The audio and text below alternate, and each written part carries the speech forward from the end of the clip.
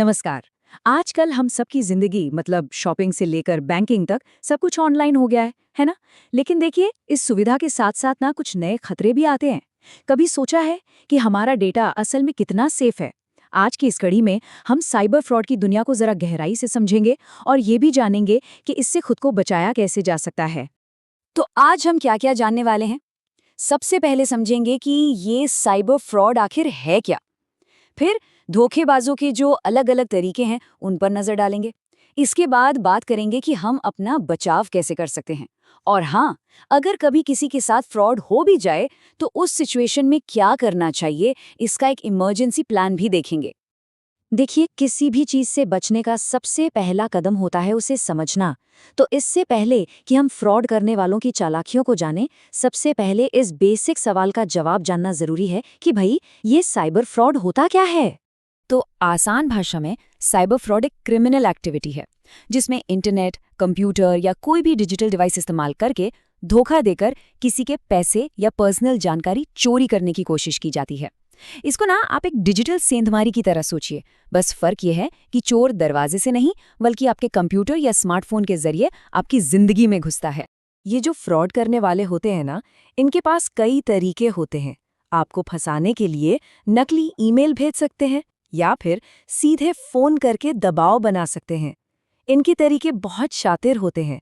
चलिए अब इनकी कुछ सबसे आम तरकीबों को जरा करीब से देखते हैं ताकि हम समझ सकें कि ये असल में काम कैसे करती हैं। तो अब हम एक एक करके इन स्कैम्स की, आप कह सकते हैं, चीर फाड़ करेंगे। क्योंकि जब हम इन धोखेबाजों के तौर तरीकों को और इनके पैटर्न को पहचानना सीख जाते हैं ना, तो फिर इनका कोई भी जादू हम पर नहीं चलता। चलिए शुरुआत करते हैं एक बहुत ही पुराने और क्लासिक तरीके से, फिशिंग। इसका नाम फिशिंग यानी मछली पकड़ने से आया है और ये फ्रॉड करने वाले करते भी बिल्कुल यही हैं। एक चारा फेंकते हैं और बस इंतजार करते हैं कि कोई उसे निगल ले। फिशिंग की सबसे खतरनाक बात यह है कि ये हमारे भरोसे के साथ खेलती है। आपको एक ईमेल आएगी जो बिल्कुल आपके बैंक या किसी जानी पहचानी वेबसाइट जैसी दिखेगी।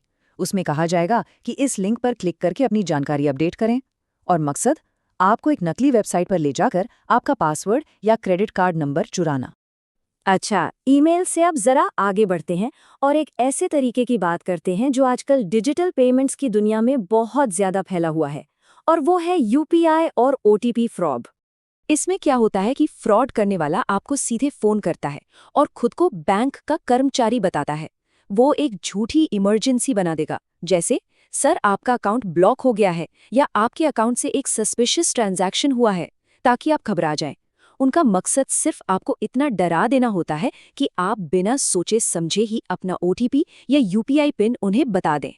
इन धोखेबाजों के लिए अगला मैदान कोई हैरानी की बात नहीं है, सोशल मीडिया है। जहां हम अपनी जिंदगी की बातें शेयर करते हैं, वहीं ये लोग घात लगाकर बैठे होते कि कैसे इसका फायदा उठाया जाए। यहाँ इनकी चाल और भी शातिर होती है।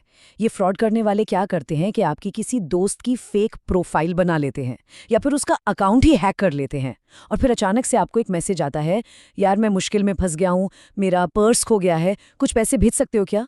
मतलब वो आपकी इमोशनल कनेक्शन और एक नकली इमरजेंसी का इस्तेमाल करते हैं ताकि आप बिना सवाल किए मदद कर दें। इनकी एक और चाल हमारे सपनों और उम्मीदों को निशाना बनाती है, और वो है नकली इन्वेस्टमेंट और नौकरी के ऑफर्स का फ्रॉड। इसमें आपको ऐसे वादे किए जाते हैं जिन पर यकीन करना मुश्किल हो, जैसे एक हफ्ते में शेयर बाजार में अपना पैसा डबल करें, या विदेश में आपके सपनों की नौकरी आपका इंतजार कर रही है, बस एक छोटी सी प्रोसेसिंग फीस भर दीजिए। इस तरह के फ्रॉड में बेहतर भविष्य की हमारी उम्मीदों का बेरहमी से फायदा उठाया जाता है। अच्छा, लालच के जाल से निकलकर अब हम एक ऐसी तरकीब पर आते हैं जो सिर्फ और सिर्फ डर पर टिकी है। इसे कहते हैं डिजिटल अरेस्ट। ये तरीका दिखाता है कि ये फ्रॉड करने वाले कितने बेखौफ हो सकते हैं। सोचिए, आपको एक वीडियो कॉल आता है जिसमें सामने वाला खुद को पुलिस या सीबीआई अफसर बताता है। आपको किसी झूठे जुर्म में फंसाने की धमकी दी जाती है और गिरफ्तारी का डर दिखाकर सेटलमेंट के नाम पर पैसे मांगे जाते हैं।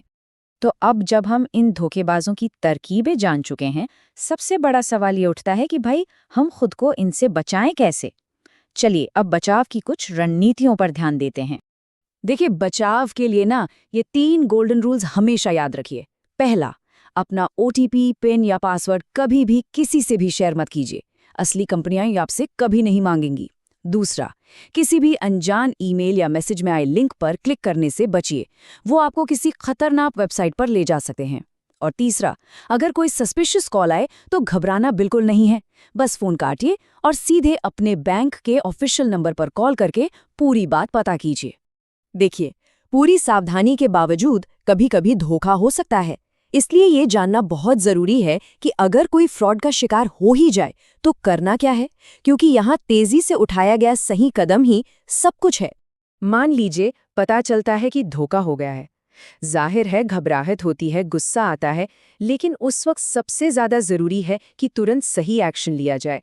पर सवाल ये है कि वो सही कदम है क्या? इस नंबर को अपने दिमाग में अच्छी तरह बैठा लीजिए। 1930 यानी 1930। ये साइबर फ्रॉड के मामलों के लिए नेशनल हेल्पलाइन है। यही आपकी पहली और सबसे जरूरी मदद है। जैसे ही आपको फ्रॉड का पता चले, 1 सेकंड भी बर्बाद मत कीजिए। तुरंत 1930 पर कॉल करें। आप जितनी जल्दी इसकी रिपोर्ट करेंगे, उस ट्रांजैक्शन को रोकने और पैसे वापस मिलने की संभावना उतनी ही ज्यादा होगी।